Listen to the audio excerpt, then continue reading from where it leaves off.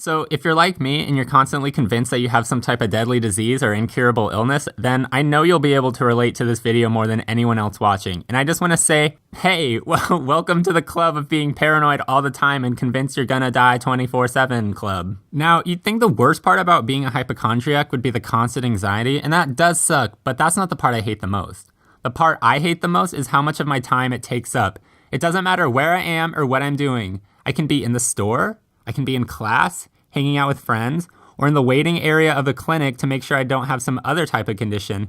I will be on WebMD trying to diagnose myself. There have been whole weekends where I have put off all my homework until the last possible minute just to research a condition I don't have.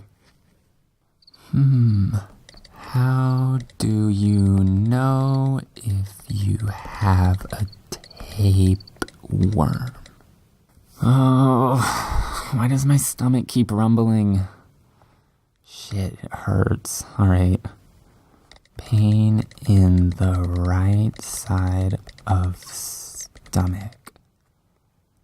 Indigestion, stomach ulcer, appendicitis? Oh shit. Oh my god.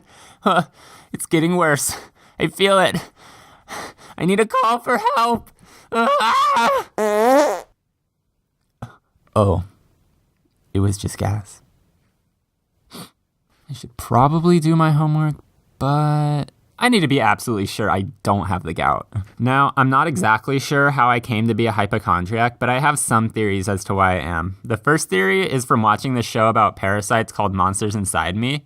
It used to air on Animal Planet when I was in middle school, but it was basically a story of someone finding out how they had parasites and what it did to their bodies. Then some sciencey person would talk about the parasites while some sweet CGI of the parasite would be playing in the background.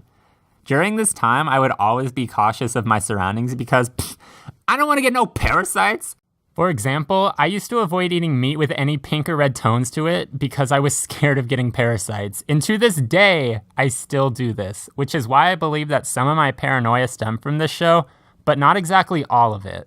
My second theory revolves around my mom's job, so let me explain. You see, my mom works as a lab scientist in a hospital, and she always tells me about what wild diseases people have in the lab she works at, and I enjoy hearing about them because they can be quite entertaining. But I feel like hearing about other people's illnesses causes me to question myself if I have those illnesses or not.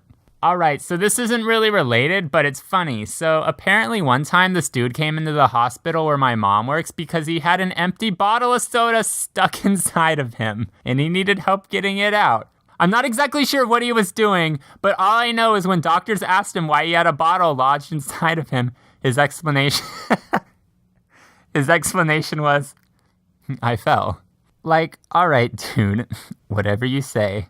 You could have sounded really cool and been like, yeah, I was trying to break a world record, or something like that, and played it off. But no, you went with the excuse that everyone knows is a lie.